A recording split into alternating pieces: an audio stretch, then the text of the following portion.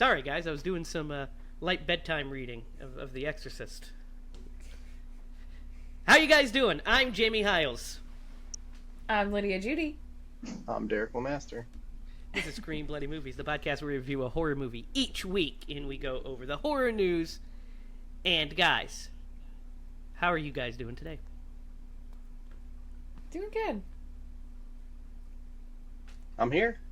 That's good. That's great endorsements from both of you for this lovely day. Happy Halloween in a couple days when this airs. We'll have a special Halloween episode next week for you, actually. It'll be our Halloween hangover episode. So it's going to be a lot of fun. Stay tuned for that. Guys, this week we're doing Sleepy Hallow. And I have a lot to say about this one. I haven't seen it in a little bit, so it's going to be fun to dive into. But first, I wanted to do what we do every week and start with a wee bit of horror news.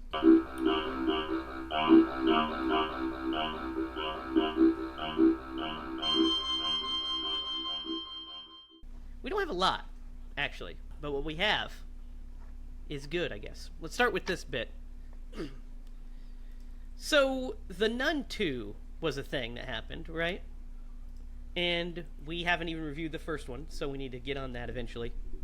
But if we want to check it out, The Nun 2 is heading to Max just in time for Halloween. So, October 27th, The Nun is hitting HBO, well, or Max as it's called. So we can check it out. So that's some good news, I guess. You guys excited to at least check it out? I don't know how to feel about it, but yeah. Now that you bring it up, I definitely think we need to talk about it. So we're gonna have to watch it. I didn't even know it was out in theaters. I don't know. Can you guys hear me? Yeah. Yeah, we can hear you. I didn't even know it was in theaters. Yeah. It actually did really well. It made $257 million worldwide. So, it raked in the dough on a... Well, that's I good. don't know what the budget was, but not a lot. But man, yeah. So, the Conjuring universe is still very strong at the box office. I mean, they still bring in the bugs. Excuse me. Thank you. I do remember seeing the previews for this. Yeah, and I think it'll be interesting to check out. Derek, I got some news that'll brighten your day. I doubt it. Brighten it right Go up. for it. So, the director of fucking Winnie the Pooh Blood and Honey 2 has promised that the sequel will be even bloodier and have over 30 kills. What? I just can't wait for the next fourth grade class to watch this. Yes, describe, since you brought that up, tell the listeners what you're talking about. I think you sent it to me. What did you send it to me? Or I sent Lydia it to the sent group? it. Yeah. I sent it. Yeah. Yeah, so apparently a fourth grade teacher decided that, it's almost Halloween. I'm going to show the kids, these fourth grade kids, Pooh, Blood, and Honey in class at school. Yeah, I nuts. mean, come on, man. Yeah, How outrageous. I would be outraged. I'd be like, show a good slasher movie. I know. Least, yeah. At Like, I could least. see if you watch the Goosebumps movie. I get that, man. I get that. I could but... see if you watched Slumber Party Massacre. But fucking Blue Blood and Honey is terrible. I think we gave it like 3s. We did not rate it very highly. No, we did not. It was not a beloved property for us. But a sequel is on the way, and the budget is over 10 times the budget they had to work with last time. Dang. Okay. So I guess it's going to be made for $10,000.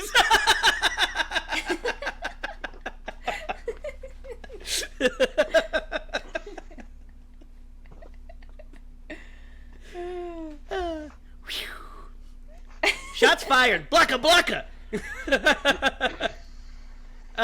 We don't have a release date for this thing yet, but it is coming out soon, and Christopher Robin is returning, and a screenplay was written for it. That's all I can say. We got some Alien news. Ridley Scott has seen Fede Alvarez's new Alien movie. And he has said it is fucking great. Nice. That's good. I mean, that's an endorsement, right? Yep. Yeah. Because Fede was having a conversation with Guillermo del Toro at the DGA Latino Summit, and he was talking about how nervous he was about Ridley Scott watching it, and he tells him, and then he walks into the room and he said, Fede, what can I say? It's fucking great. And he said that's one of the best compliments he said. The dialogue is great. Are you the writer? So, the plot is being kind of kept under details, but the log line is, in this 9th entry in the immensely popular enduring film franchise, a group of young people on a distant world find themselves in a confrontation with the most terrifying life form in the universe. You guys excited for this? I mean, yeah, I am now, especially. I mean, it's an Alien movie. We'd watch it. But it's an Alien movie directed by Fede Alvarez, who puts out great shit. Mm-hmm. And it's now been endorsed by, the godfather to the series himself, Ridley Scott. Let's give it up for Ridley Scott for a minute. He's in his 80s and cranking out like 2 movies a year, by the way. I mean, and quality movies, not like bargain bin shit, like just big movies. That's wild. You do you. You do you. And then finally, Derek, you're going to love this news. I know you're going to love this news. And you'll like this news too, Lydia. But Derek, you're going to love this news. So, I'm going to start with who's involved with this.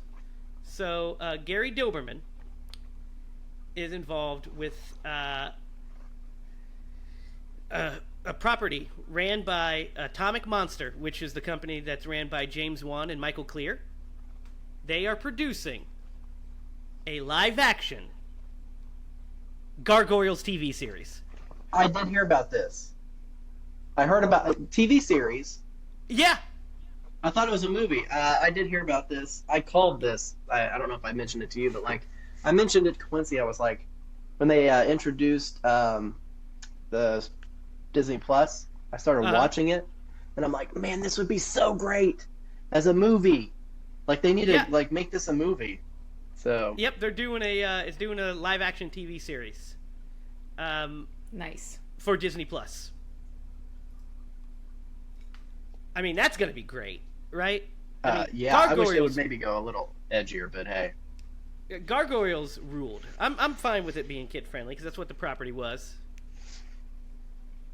Like, I mean, it was like pretty edgy for a kid friendly show, anyways, wasn't it? Yeah, it was for sure. It was for sure. If I watch any of the, this is a smidge off topic, but I've started watching the Ninja Turtles movie or TV cartoon. Which one? And man, that's the original. The 87? It's a little edgy, yeah, for a kid's cartoon. Yeah, I love think the 80. I think the once it got to the 2000s, it got a pretty edgy. In the 2012 series, they're pretty good. They're good for kids. We used to watch the shit out of those. But yeah, Gargoyles was more adult themed, like Batman the Animated Series, which is a huge show. And my favorite cartoon of all time is Batman the Animated Series. X-Men is also great. The X-Men cartoon, that was fun. Has like the best theme song of any show ever. I don't think I ever watched that one. Oh, really? I mean, you were like in diapers. Yeah, you were when young. It came out, so. Yeah, we used to watch that when we were kids. It was a good one, wasn't it, Derek? It was. I'm with you. I think that the Batman animated series was probably the best cartoon Well, yeah, it's just at another ever. level of writing. Yeah. But X-Men the cartoon, X-Men animated series was good. The Spider-Man one was good too. That Fox had on. That was good as well. But yeah, I'm excited to see Gargoyles live action. I was thinking about Gargoyles not too long ago actually because I flipped through it on Disney Plus. I was like, man, Gargoyles was cool. Like, what a cool concept for a show. And that wraps up the horror news. So, gang, we gotta talk. This week, we did Tim Burton's late 90s, 1999 to be exact. The latest of the 90s. Supernatural horror movie, Sleepy Hallow. So what I want to hear from you guys is your experience with this movie. Lydia, you picked this. When was the first time you saw Sleepy Hallow? I was just telling Jake, I will never forget. Like, this is another one of those where I'll never forget the first time I saw this movie. Like, I remember it so vividly. I remember my dad watching it in the living room at my grandma's house, and I was just, probably just doing my own thing, and then I got totally, sucked into it and just sat there and watched the whole thing with my dad. And I remember him covering my eyes at certain parts. Which, I don't know, it's just so cute to me. He was just like, okay, this is a little violent. Because I was 6, He That's already let so me watch funny. Scream, so he was like, okay, I don't want to damage her anymore. But That's great. yeah, I remember just really loving it. So, and I always watched it, I watch it probably twice a year at least. You know what's really funny is my parents would do something similar. They had a note card that they would put over my eyes. But it was never for the violence. It was only for boobs. Yeah. Boobs would come on, they'd cover my eyes. But then Freddy's hacking some dude's head off. Ah! You can watch that. Yeah. You can't see these boobies.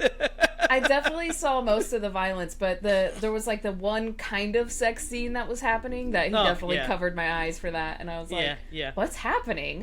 That I Us can't Americans watch? are so fucking weird with sex. Us Americans are so weird with sex. It's so weird. For real. Yeah, Derek. especially my family. They were like, no, none of that. None Don't of look at that it will ever. pass. Yeah. Derek, tell me about your first experience watching this. Is this the first time you've seen this?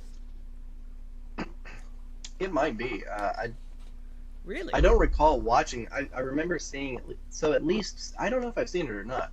I remember scenes from this movie, but I can't recall if those were part of the commercials or what have you. So I'm gonna say this might be the first time I saw this movie. Wow. First watch. Nice. That's cool. I remember when this movie was coming out. I remember seeing the previews for it. I remember thinking it looked really cool because, of course, it was a horror movie. And it was a Tim Burton movie, and I, like Tim Burton. So we rented this when it came out. I didn't see it in theaters. But my Andrew had this poster in his bedroom because he got from the video store. It was one of those you could buy Nice. from the video store, Such a good poster. Yeah, so he had that one. I remember because what they would do is they'd get the posters and put up in the windows, when the new releases came out. And then after they would cycle them out, they would put them in the poster bin, and you could buy them. So he bought that one. But I remember watching it when it came out. We rented it with mom and dad, and I remember that was the first time I saw it, and I liked it. It was fine.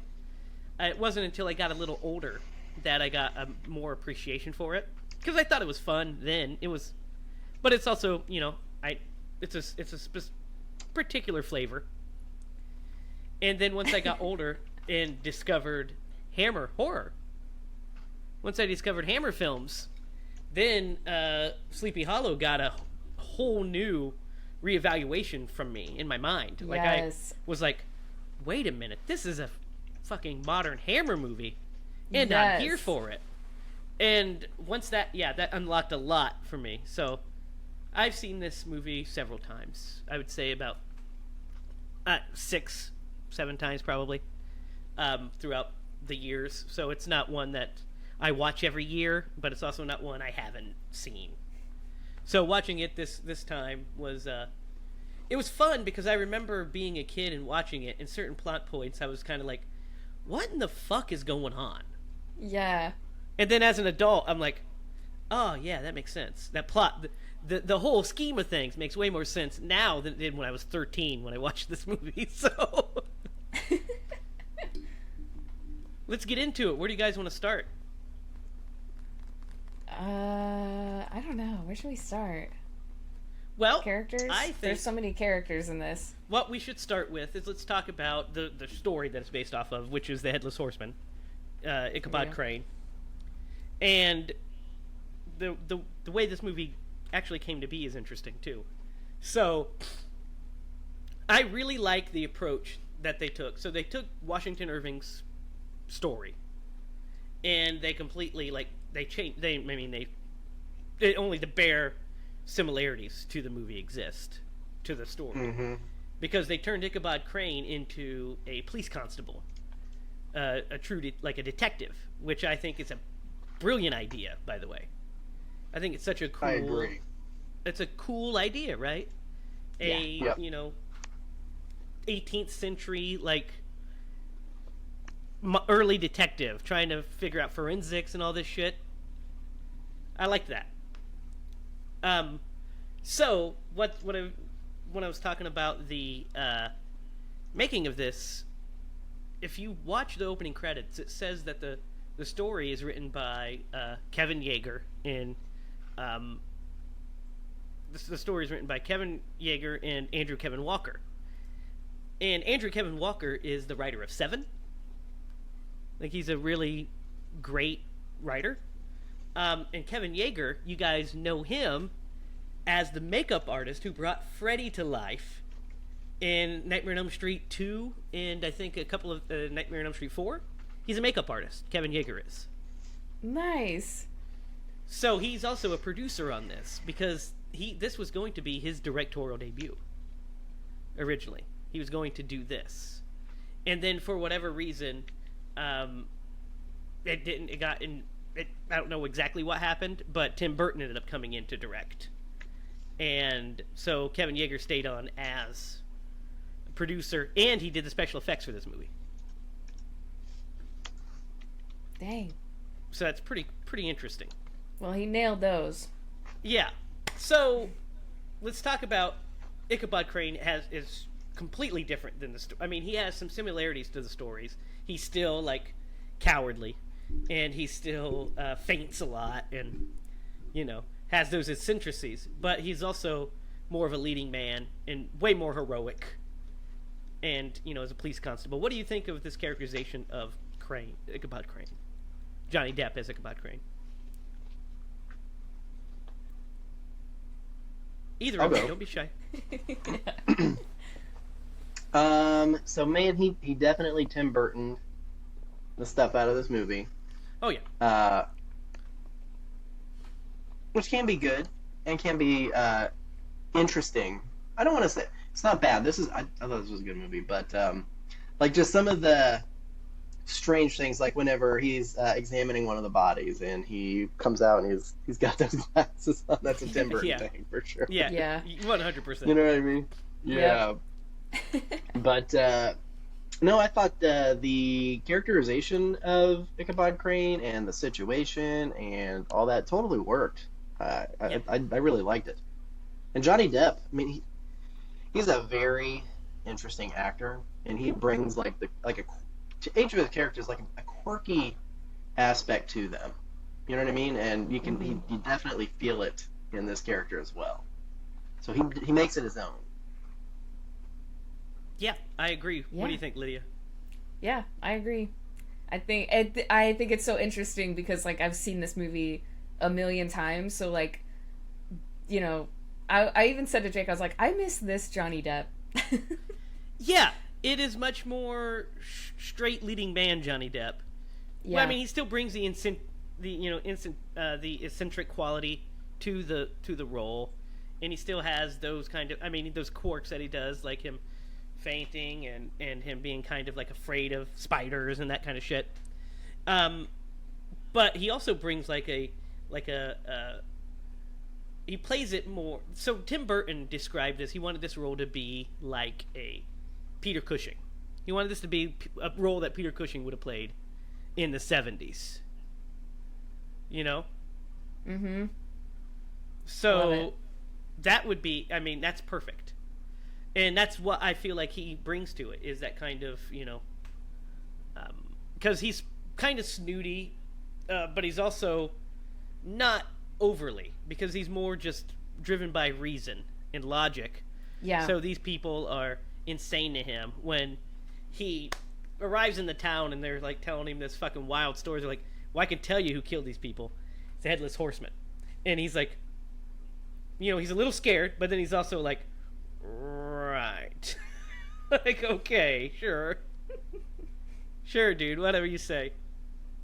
Yeah, so I love that. And then let's talk about the Headless Horseman himself real fast, because there's a lot to say about him. First of all, he is played by Christopher Walken. Yes. And we get this flashback of his, like, backstory. He's like this vicious, brutal murderer, essentially.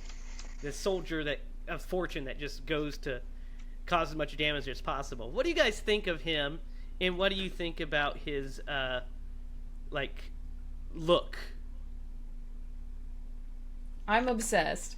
I love it so much. I think he's so scary. I think he's so cool. As soon as you see it, like, even when, I mean, the teeth, the eyes, like, I just think he's so scary. And, like, Christopher Walken is just already kind of scary, so it didn't take much. Yeah, he kind of is. What do you think, Derek? So he doesn't do much in this movie. No. Which I'm curious what he got paid. So the one thing about him is, like, he's best known for, like, the way that he speaks. You know what I mean? And so he doesn't. I don't think he speaks at all in this. He grunts. He growls. He doesn't. He shows does his not teeth. speak.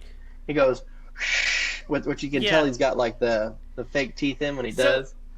Yeah, he's got those file teeth, so he comes to a point. Yeah. The icy blue eyes and the hair. Yeah. And his pale skin. And man, I love that. I love it. I love the imagery. I can tell you when he's in the movie, he knocks it out of the park. He's great. Christopher Walken. But it's interesting that, he doesn't have any lines. He just, has this scary he's just a scary guy. He just goes, ah, a couple of times.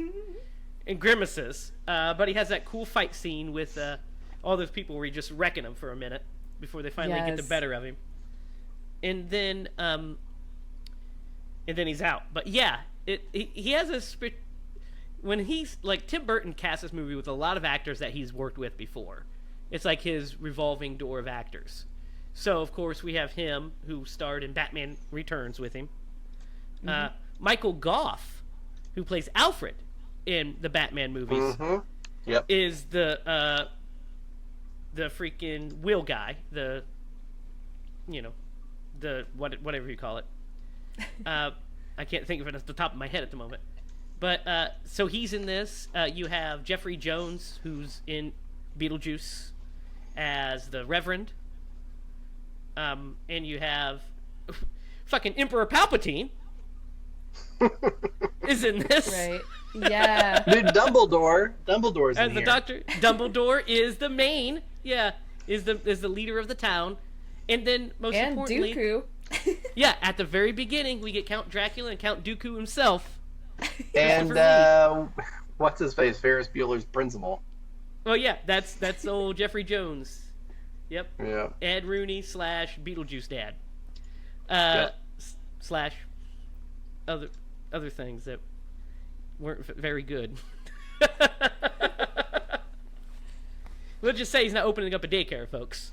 Yeah. Oh man. But the so it's like a little repertoire of his actors are in this. We have Christina Ricci as the the daughter of the whatever the hell his name is. Van Tassel. Van Tassel. Baltus. So she's Baltus's daughter. And then she's the love interest, which Johnny Depp always said was weird because he's known Christina Ricci since she was 9. So oh my gosh.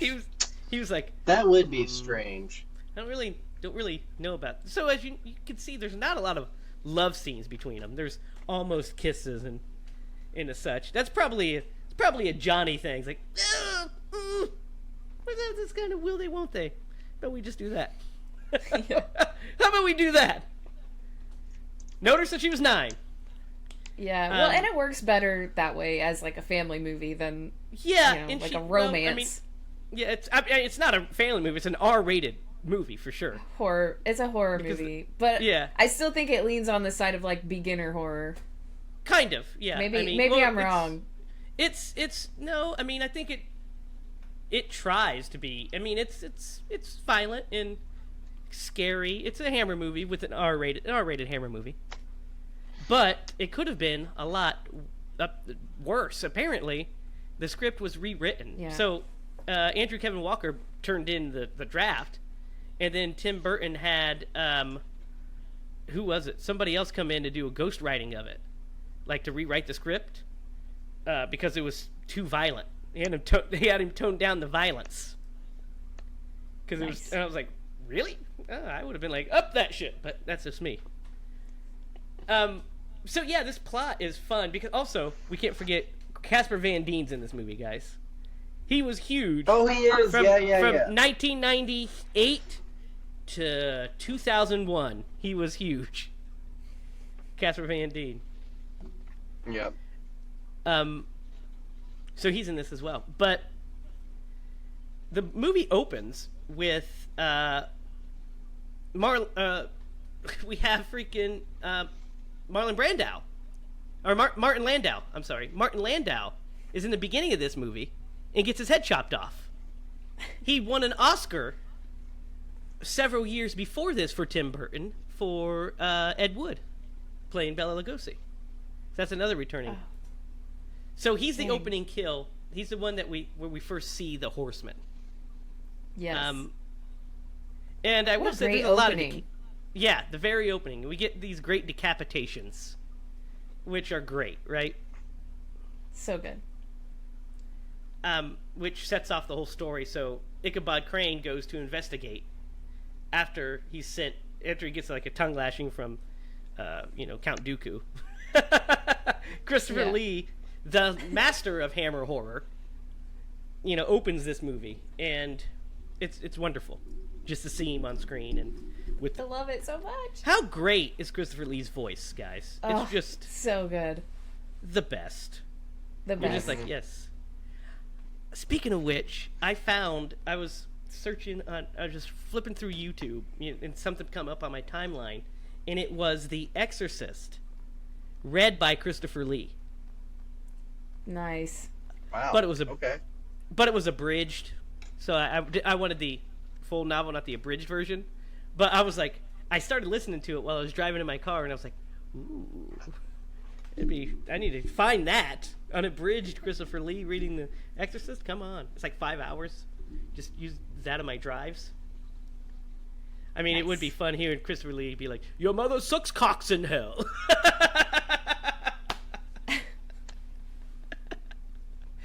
Oh my gosh. Terrible. But anyway, so the plot kicks off, and then we're in a proper detective story. What do you guys think of the way the plot kind of plays out? Like the setup, he's brought in, and he's the disbeliever, saying, "You guys are full of it.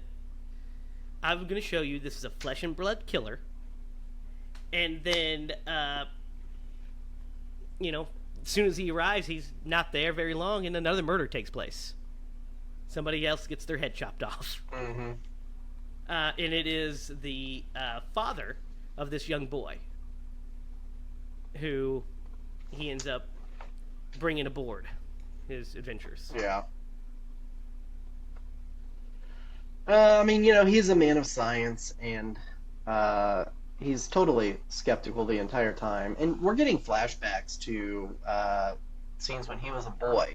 There are things that are triggering memories for him. Mhm. So that's kind of like interwoven in this story. But yeah, his encounter, he eventually does encounter The the horseman. horseman. So he And encounters first a fake horseman. Hilarious. Yeah, He yeah, yeah. encounters Casper first- Van Dien's. Yeah, which is like the Disney. I mean, that's almost a shot-for-shot like recreation of Mhm. Disney's Legend of Sleepy Hollow, right? Yeah, because they threw the flaming pumpkin at him. Yeah, yeah. Awesome. Mhm. And it's the dude with the fake head. Like it's just Mhm. it's that. And I was like, yeah, that's great stuff. That the visuals, the imagery of the Headless Horseman is fucking great. Ugh. Don't get me started. It's like my favorite thing. Seriously, I've always been like just obsessed with the Headless Horseman. It's a great image, and it's shot really well in this movie, and they do a really good job. This is the first movie, by the way, the first Headless Horseman adaptation, that they didn't have somebody with like a big cloak on to like hide the head, because they had CGI, Oh. so they had him wearing Yeah. a green hood, and they just removed his head. So Which is love great it. because in those, you like the torso is always like too tall. way exaggerated. Yeah. Yeah. Mhm. So you're So right. in this, you could have like just an actual torso, and then, just have no head. Yeah. Which, by the way, Like- the Headless Horseman. You know who the Headless Horseman is played by? Who is it? It's Ray Park. Darth Maul is the Headless Nice. Horseman. Okay. I knew I've looked that up before, but I couldn't remember. And you off can the top of my totally head, but that's tell. awesome. You can totally tell when he's doing the moves with the axes. That's Yes. yeah. Duh. Come on. I love it. I love it. Yeah. I So was just about to say, like, his movements are so cool. Like, because he has so much range of not having, like, a big fake shoulder piece on or something. Mhm. Like, it's a genuine headless person that you're looking at, which is so cool. Yeah, absolutely. And you could have him be like, he can just have regular range of motion, like you said. Yeah. So when he actually encounters, he's like, okay, there's something going on here. This guy's dead now, and then he experiences the Headless Horseman himself. Derek, what do you think of this? So you've not seen this. So what are you thinking throughout all of this? What am I thinking through all of this? Or how did you Well, react I to was- him seeing the Horseman for the first time? I thought it was interesting. So like, although he is a police officer, he has sometimes not his wits about him. No. So, Yeah.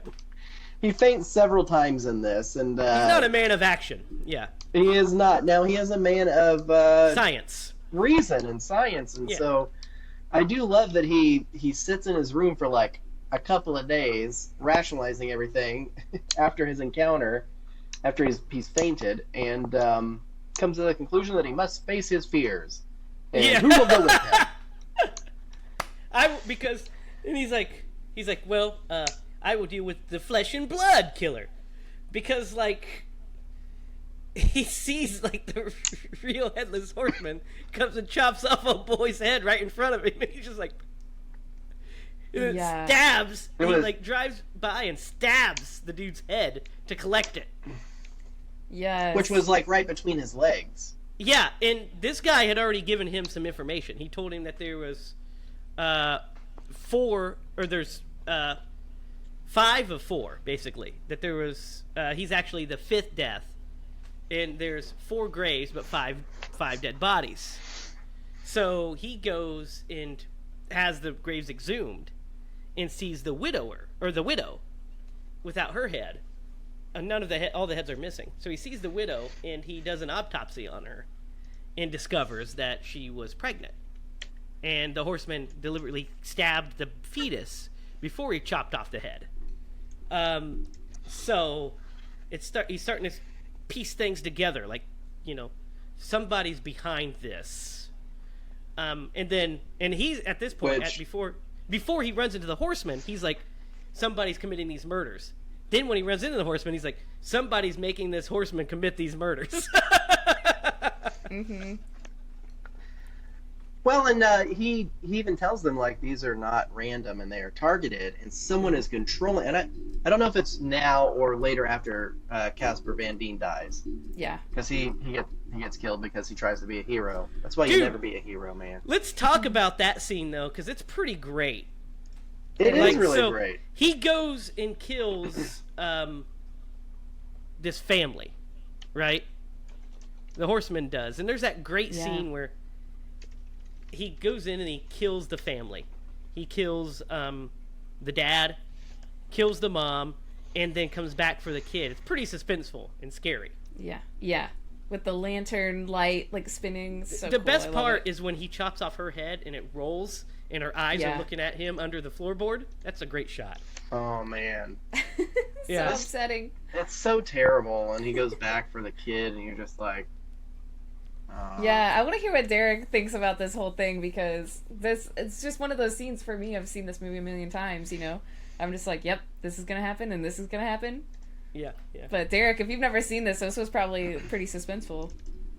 I mean, it was very suspenseful, and the kid's like crawling underneath the house, and you're just like, oh, he's going to get away, and the horseman's going to leave, and then he stops, and you're just like, shit.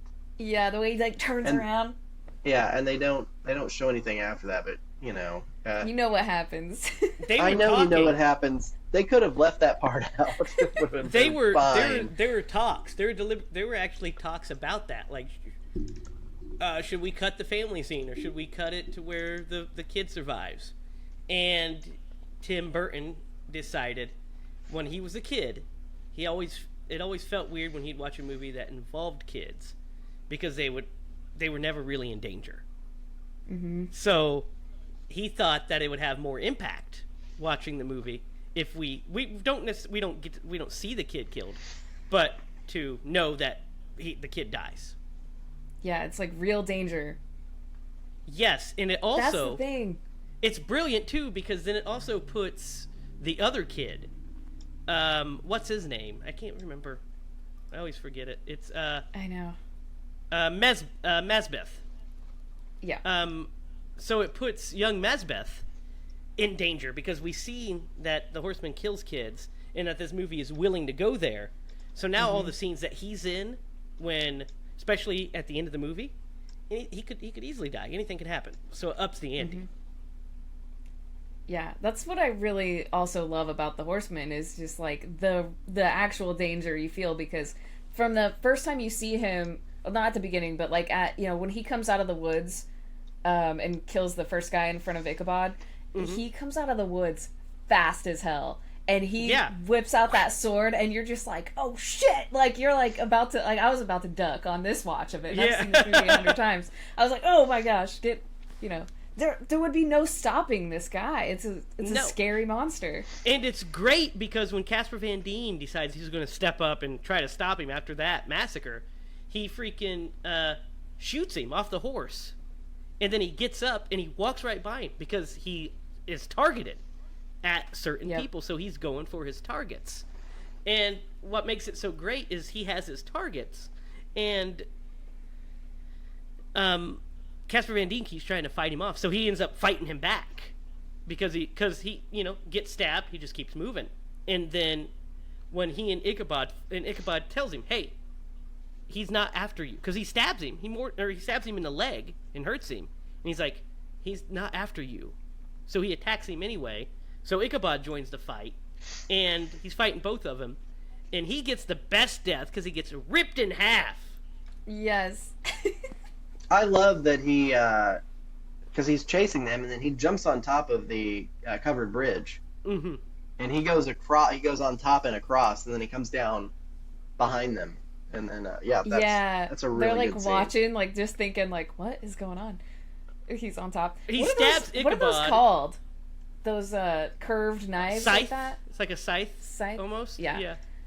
And so he slices right through him, like. Yeah, he stabs Ichabod in the shoulder and throws him over him, and then he goes and is fighting with him with both of them, and then he just slices him right in half. And I was like, oh yeah, I forgot about that one. That's a great death.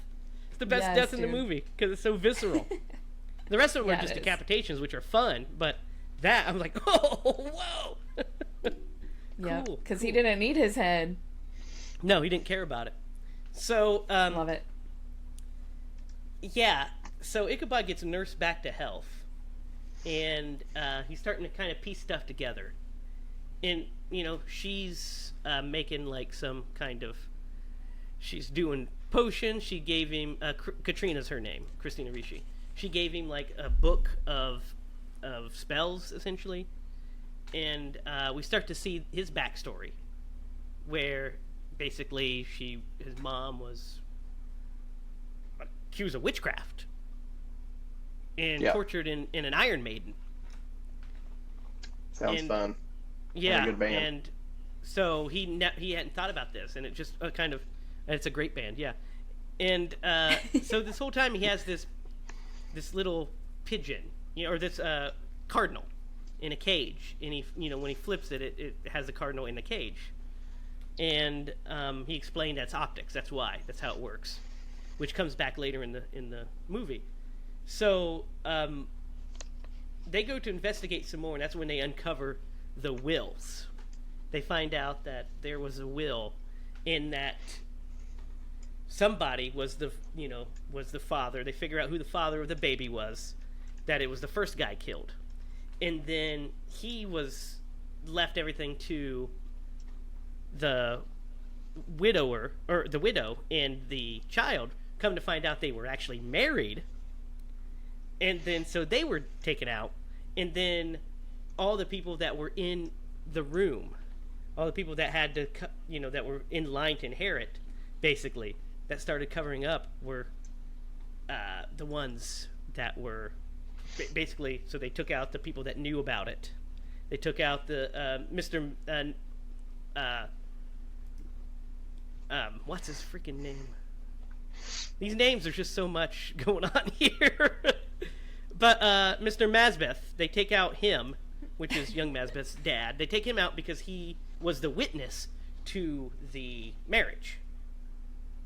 So he was the witness to the marriage, so he was eliminated. And then the rest of them kept quiet because it was, the judge signed it, the priest officiated it, the record keeper was there for it, so they were all in on this conspiracy. So he thinks that Katrina's father, Baltus, is the ringleader. He's the number one suspect. So she goes and burns all the evidence, so he doesn't have anything, because she's like, that's not my father. If you knew him, you know he wasn't like this. And he's like, well, I don't know, it's all kind of lining up there. Meanwhile, they have found the entrance to the horseman. They found his tree. What do you guys think of the scene where they find his tree? Because it's one of those I've always remembered since I was a kid. Well, this is after they went to see the witch. Yes, which is a whole other thing. There's just so much that happens in this thing. There is so much. But she tells them to go through the woods, blah, blah, blah, and look for the dead man's tree or something like that. Mm-hmm. I mean, and it looks the part. Yeah. It looks like it's a dead man. Dead-ass tree. It's a dead-ass tree. Yeah, with a sword sticking out of the thing. Yeah, the root. Yep. And so he's like, touches it and there's blood. So he starts chopping away at it, and it starts bleeding and gushing blood on him. It's and I've always remembered all over this. his face. I always remembered this as a kid, because I was like, it's always it's such a cool image and such a cool thing. And then he finds out that there's tons of heads in there, just heads. And he's like, this is a portal to another world. Which, I mean, I guess, sure. Know how you got to that conclusion, Ichabod, but okay. Yeah. But he was right, because then the horseman it opens up and the horseman is on the ride. And so it's crazy. It looks so cool too. Oh yeah, it looks great. And so they end up in a church after So he sees the stepmother, Katrina's stepmother, having sex with somebody in the woods. She cuts her hand and rubs it all over the lover's back. We don't see who the lover is. We don't really see anything about it. It's kind of weird. Maybe that's why my dad like covered my eyes during that. Because it's just awkward. Like not only was it a sex scene, but she's like doing some weird like cutting her hand up and stuff. Like yeah, and you don't really know why. You guys don't do that. No. Don't do that. He's like, this is a little too much. Yeah, so he thinks that Katrina is essentially like, he's starting to get suspicious of her of somebody. He doesn't know who, because he finds what he thinks is the evil eye under his bed that's like cursing him. And they end up in the church because Baltus runs in and says, "Hey, so let me tell you something. She just got killed. My wife just got killed. Your stepmother just got beheaded by the horseman. And he's coming for me." But he can't go into the church. He can't go inside the church. And now we don't know if that's because of the church, or because of the spell that Katrina writes on the floor, the protection spell that she writes on the floor. But he can't enter the church. So the horseman's outside, just riding in a circle, and he's getting the shit shot out of him by the people inside. And meanwhile, Baltus confronts his other two conspirators that are alive. Essentially, they're like, hey, they're basically saying he's the one to blame, and they're trying to attack him. And then the one guy, Emperor Palpatine's like, no, we got to put an end to this. This was our doing. And then old Jeffrey Jones bashes him in the head with a crucifix. So Baltus shoots him, kills him, and then he goes up to the steps, and the horseman crafts this fucking spear out of a fence in a rope, and he throws it through the window and impales Baltus, drags him down to the window, and chops off his head. What do you guys think of that? Right. It's pretty cool whenever it goes through his chest and then he gets pulled out. Yeah. And he only gets pulled to the end of the property line for the church. Mm-hmm. And then he gets beheaded. It's actually a really great scene. Right? Yeah, it's awesome. Yeah. It's awesome. It's really great. I was like, oh! It's good stuff. I know, dude. I get stoked every time. It's so good. I remember being really scared, though, when I was little. That really was the scariest. Yeah. So, the horseman comes after...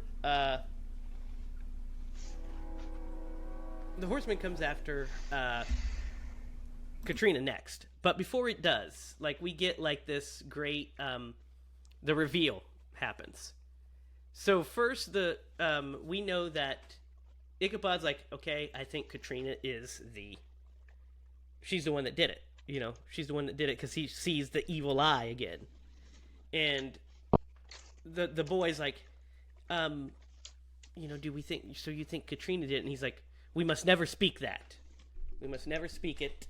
We'll just be quiet. And he's like, you're wrong. And he's like, no, I'm not, I've got to go. So he's heading back to New York. And as he's on his way back to New York, he pulls out his little cardinal, and he starts flipping it, and he realizes, he's like, optics. It's how it looks. So then he pulls out the spell book that she gave him and realizes that it was a spell of protection. It wasn't the evil eye. So she was trying to protect them. So then he's like, she can't be all bad. And then he remembers seeing the hand, of the cut woman that was beheaded. So he turns back around and he pulls out her grave, or pulls her out at the thing and looks at her wound and sees that it was done post-mortem. So he's like, this cut, no healing, because he knows when it happened. He knows there would be signs of healing. and he's like, this was happened post-mortem. This isn't the same woman. And then we get the reveal that the stepmother was the little girl at the beginning. What do you guys think of this reveal? Derek, what do you think of this reveal? So I would never have thought of this, but he did a really great job of like piecing that all together. And then the reveal that the two little girls when the story was unfolding and they were telling the story of the horseman, and he goes to those two little girls. One was the witch from the cave, which was the sister of her stepmom. And so that was a really good connection. Which, by the way, she killed her sister because she's that type of person. Yeah, she's not the nicest. She's evil. And we find out that she, the reason she did it is because she wanted to inherit everything, because the Baltus basically, the town took her land, and Baltus took it over. Yeah, took her family's land. The Van Tassels took over the archers. Yeah, of the archers, which is what she was. So she did it as revenge, and then she was like, which is kind of fucking hilarious, by the way. She's like, when I saw him kill those people, I immediately sold my soul to Satan. You're like, what? Yeah. As a little kid? What are you talking about? Yep. But whatever. And she's like, so I immediately decided I wanted to control him. So she's the one that has his head, that's been controlling him and sending him after each of the successive people, knocking them off. And she was basically blackmailing certain people to stay quiet. So she was using the relationship. We find out that the woman who is buried in her spot is the is the housemaid girl, Sarah. She was killed. Then we find out that he was that Emperor Palpatine was having an affair with her. And she was bribing him for that. And we find out that Mr. Rooney was the guy she was having sex with. So the preacher was who she was having sex with in the woods. That's how she kept him quiet. And then so she killed Baltus, because then after she kills Katrina, all the inheritance would go to Baltus, then it would default down the line to her after she kills Katrina. Which is a very convoluted way to do all this, but hey, what are you going to do? When you sell your soul to Satan at the age of 8, you make crazy decisions. I think it's a great plan, and I think it would have worked. And more for those meddling kids and their dog. Pretty much. So Ichabod and the kid go and they confront her at the windmill. Is where she is, which it has to be a windmill because hammer. So they're at an old abandoned windmill, and then there's a great line that was actually improvised. After the horseman shows up and they're running into the windmill, she says, "Watch your head," when he's running up. Yeah. Pretty great line. Pretty great improvised line there. Watch your head. So she sends him after her, and so he sets the windmill on fire. Ichabod does, and it explodes. And the boy's like, "Oh, is he dead?" And he's like, "Well, that's the problem. He's already dead." So then we get this great chase scene. What do you guys think of this third act chase scene? I love this chase scene so much, guys. It's so good. It's pretty good. Yeah, it's a lot of fun. I think it's a lot of fun. It is a lot of fun.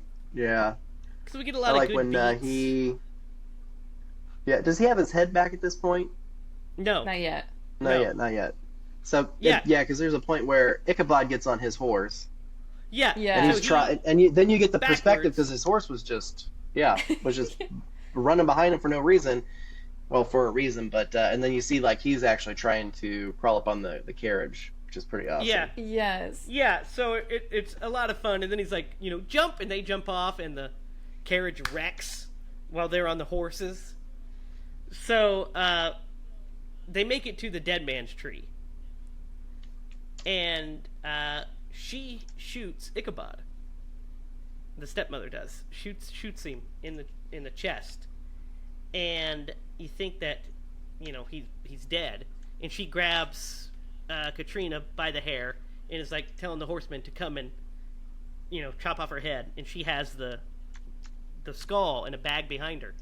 Ichabod gets up because he was saved by the book. He gets up and wrestles her for the head. She gets knocked out by the boy with a huge branch, and like a giant branch, and then he throws the head to the horseman. He's like, "Hey!" Throws the head to the horseman, and we get his head reattaching and his skin regrowing over it and stuff, which is a pretty great effect for 1999. Yeah. Yeah. And then we get to see Christopher Walken again, and he decides that it's time to just go back to hell, because once he got his head, he has to go back to hell. So he takes her with him. He gives her a kiss with his terrible teeth and like bites her face, and so there's blood everywhere. And then he basically rides her to hell. What do you guys think of this ending? I love it. It's good. You reap what you sow, man. Yeah, exactly. Like, you shouldn't have did that. What do you think, Derek? I like the ending as well. I love the fact that he bites. I couldn't tell if he was like trying to bite her neck or he bit her face. It was her face. But, it was like her Yeah, it was like tongue her and stuff. mouth. Yeah, like he tried to kiss her and he's got those terrible teeth. Yeah. Yeah, but I mean, you reap what you sow. So she got what she deserved. Hell yeah, she got what she deserved. Yeah, I think it's a fantastic ending too. I think it's a lot of fun because we build up all these different rules, and it plays by the rules, so that's always fun when you play by the rules that you create. And then she her hand stuck there out after she gets, because she goes in and just blood explodes because her body just is like destroyed, and her hand's just left hanging out her arm. And we get a cut, and because he passes out again, he faints. Afterwards, he faints.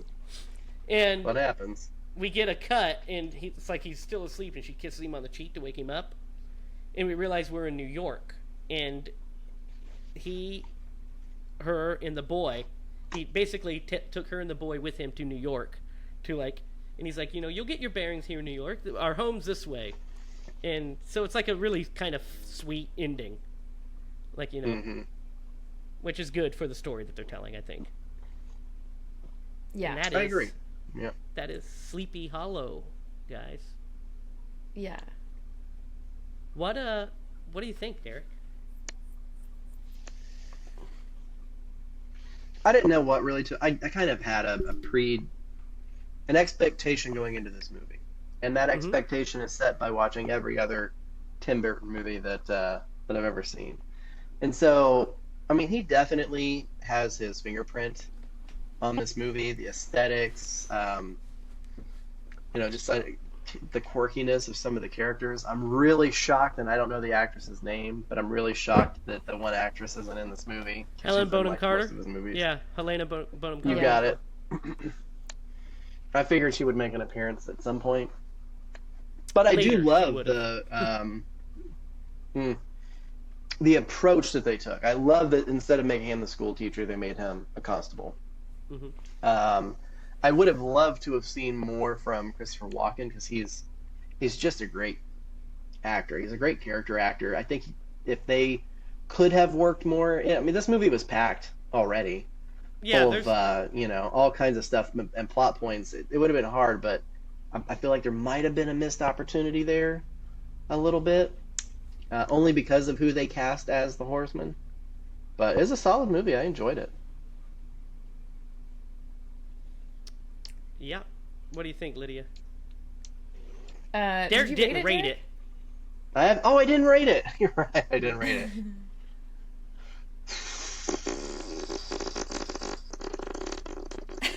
That's real flattering. Yeah, real flattering. Jamie knows that reference. Man, I don't know. That's a hard movie. I'm gonna give it an 8. I had a lot of fun watching this movie. I'm gonna give it an 8. Nice. I Lydia. heard that. What do you think of this one? Obviously, you like it. Obviously, I love this movie. Yeah, I don't think I can hide it. Yeah, I've seen it so many times. It's like a comfort movie. Definitely one of my top Tim Burton movies. Like, the earlier Agreed. stuff, I mean, this, just the Hammer feel to it is really just top notch. I love it so much. I love the cast. I love the casting in this. It's so fun to see, like, all of these actors. Like, usually that, like, will take me out of a movie, but not with this one. Probably because I saw it when I was little, when I didn't know who any of those people were. Yeah. So, I'm gonna give it a 10. I think it's perfect. So, there's Solid. one thing I want to talk about with this that I didn't talk about earlier, which is the color palette of this movie. So the movie, it has like a blue filter over it. It's like very washed out, the colors of everything except for the blood. The blood is bright red, and it pops off of the paleness of everything else. And the I guess the orange and stuff, the reds of the fires, they pop too. But the blood pops, and it was done purposely, and it does add to the atmosphere of the movie, and the popping of the red. So I love that. However, what would have made it even better is if it would have just been Technicolor, right? If you're making a Hammer movie. Hammer movies are lush, bright, beautiful, gothic horror movies. Like, I mean, they're purple and blue and green. You know what I mean? They're because it was Technicolor. It was in the late 50s when color was becoming, was the norm now. So now we're going to see Dracula in Technicolor with red blood. So that's the only knock I have, and it's not a knock because I love the aesthetic that they went with, but if it would have added to the Hammer vibe if it was just this lush color palette on the screen. Having said that, I think this is my favorite, like, non-Batman, non-Beetlejuice, non-Pee-wee's Big Adventure, non-Ed Wood Tim Burton movie. Like, I think this is the best of post-Ed Wood Tim Burton. Because I like this movie way better than I like anything he's done in the last 20 years, right? I mean, it's right. This one. Yep. And I think it's a whole heck of a lot of fun. I think the cast is great. I think the story is good. The atmosphere is so good and so fun, and it's just a solid, fun, like, mid to big budget horror film that used to get in, like, the late 90s in the early 2000s, and I love it. And so I'm gonna give this movie a 9 because I really enjoy it a lot. I think it's very good. I don't have really many complaints about it. The story is pretty solid. It's kind of convoluted and confusing at times if you're not paying attention, but pay attention. Because there's so many names. Yeah, there's so many names. And the names are not like John or Jack. It's like fucking Baldus. Get the fuck out of here. Yeah. So it's like, yeah, but I think on the whole, it's a really fun, really, really fun horror movie, and a great one to watch in the month of October. Yeah. So guys, we got a really serious question here. It's time to aconize this film. That's why God made fathers, babe. That's why God made fathers. This film, who would Tom Atkins play in Sleepy Hollow?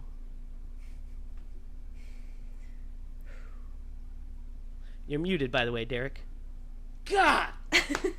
Oh, you're so close. Letting us down at the very end. Dude, I had a string of like 3 or 4 where I did not mute myself. You did. I don't Then you I just don't go back remember into that. your bad habits. Her dad, I think, would have been a solid, because he got good screen time. He had a good plot to it. You don't take away from any of the main characters. Yeah. I don't know. Yeah, he wouldn't have been bad there. Better Casper Van Dien, but then it's a good thing he died, because otherwise Johnny Depp wouldn't have a chance. No. Christina Ricci, if we cast Tom Atkins in the Casper Van Dien role, Christina Ricci would just not even looked at fucking Ichabod Crane. She wouldn't even looked his way. Yeah. She'd be like, who are you? I mean, but that's the risk anybody takes when they're on screen with Tom Atkins. So, True. so who are we going to go with? The dad or Casper Van Dien? Yeah, it's kind of a the Horseman. the one who is having the affair because the preacher. Yeah. Yeah, the preacher. Yeah, I wouldn't Yeah. mind replacing that guy. We get him out of here. Yeah, yeah, you're gone, Jeffrey Jones. You got detention. Beat it. It's your day off now, pal. Yeah. So, Derek, it's your turn to pick. What are we watching next week? I want to revisit a classic movie that we watched, but make it a little bit more modern. With, Robert De Niro, I think is also a good person to throw into the mix here. We're going to watch Mary Shelley's Frankenstein. Ooh. Yeah. Yay. Directed by Kenneth Branagh. And starring Kenneth Branagh. I've never seen this one, Derek. Oh, good. No. Let's see where we can see. You're going to love the plot point of how they bring this monster to life. Uh-oh. It's interesting. Do you remember what it was, Jamie? Yeah, but let's not ruin it for her. No, I'm not going to ruin anything. Now I'm scared. I was Let's see. excited, now I'm just scared. No, it's good. It's a really good movie. Okay. It is streaming, it looks like, on Max and Hulu. So Nice. that's where you can watch Mary Shelley's Frankenstein. Derek, do you have a story for us this week? Depends on if you want new or old. Yeah, I got one. I'll tell it. Fine. All right. So, Jamie and I met for dinner yesterday, and we went to Nova Romans. So Peru used to have a Nova Romans back in the day. I hadn't eaten at a Nova Romans in a long time. I mean, it's changed a lot. I think I might have had one of their pizzas at a gas station one time, but this was a pub. You can have beer and all other things. So we finish up, and I'm like, hey, I'm gonna surprise my wife, and I'm gonna bring home one of her favorite dishes for lunch tomorrow. We'll just put it in the refrigerator. I was like, I'm gonna get some tiki masala From and I the was store like, next door. Yeah. Yeah, from the store next door. And so we walk out, and we're a little disoriented, and so we do find it. We go over, and what was it? It was like Thai something. Thai. It was a Thai food place. Yeah. It was a Thai food place. So I walk in, and she was like, "Oh, you want a menu?" And I was like, "No, I don't need a menu. I know what I want." I was like, "Can I get some chicken tikka masala?" That lady's like, "What?" It's like chicken tikka masala. She was like, "We don't have that. We're a Thai restaurant." And I was like, He thought it was an Indian restaurant. Oh no. It said Thai on it, and he said it a couple times. He's like, "Yeah." He's like, "I love Indian food," and I was like, "This is a Thai restaurant. Why does he keep saying that?" "Whatever. He Don't loves let Indian food?" Jamie kid you, man. He didn't stop me. He wasn't like, dude, Thai. I don't think that's." Well, I just he kept saying, he's like, "Yeah, I was like, yeah, we should have went to this Thai place. And Derek's like, yeah, I love Indian food. And I was like, what? What the fuck are you talking about? And then we go in, and what makes it great is his just pure confidence of saying, nah, I don't need a menu. I'll take some chicken tikka masala. And her face, what? And then when she said, well, she was so confused. This is a Thai restaurant, I fucking was like, I turned around and started heading out.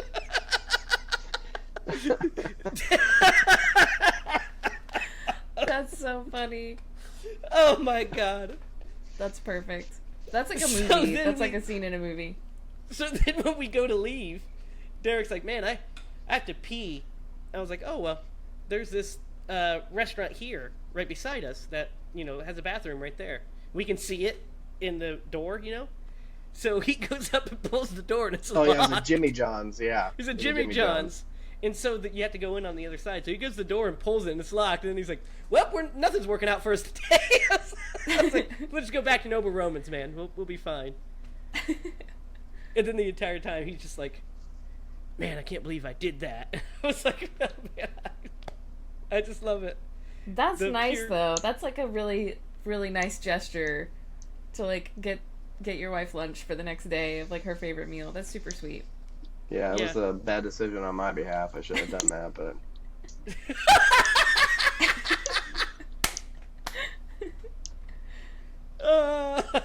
It didn't work out so well. I enjoyed eating it for lunch, but... He eventually got the tiki chicken. Oh, good. From an actual Indian restaurant. Yeah, there was one on my way home. So fucking Derek is kind of like... He's like the Christopher Columbus of ordering. He just assumes everything's Indian. Oh my god. That's terrible. Jamie. Oh no. That was not a racist thing. I just... I don't know. We didn't think it was racist. It's just perfect though. You're like, this is a Thai restaurant. The fact that it says Thai. I mean, that's in the name. It's like a Thai, Thai something. And he's like, I love Indian food. It's just so good. It's like a scene from Dumb and Dumber.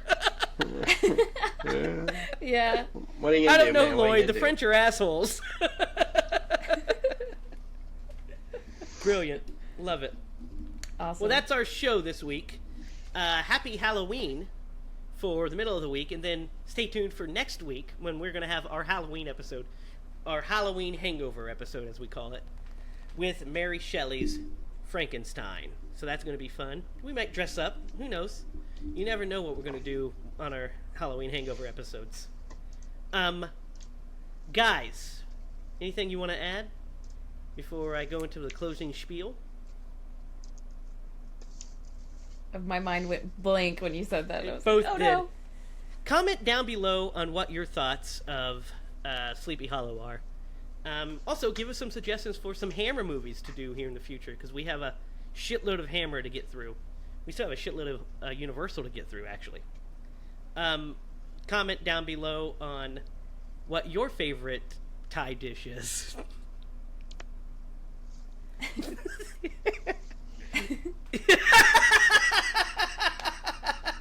Sorry, I had something in my eye. You can follow us online at HiLaProductions.com. You can follow us on Facebook at HiLa Productions, and you can follow us on Instagram at Screen Bloody Movies.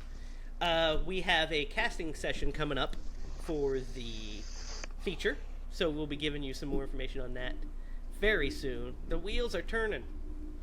They're in motion, aren't they, Derek? Yep. They're going, guys. We're on the road to making a movie, so good news coming up soon. You can follow us each on Twitter. You can follow Derek at TheDoglyMaster. Follow Lydia at LydiaSpooky, and you can follow me at Racket. Like I said, share, comment, like, and subscribe to grow the channel. And until next week, when we'll be seeing you in Dr. Frankenstein's lab. For Derek Lemaster and Lydia Judy, I'm Jamie Hiles. Remember, if you're going to scream bloody movies.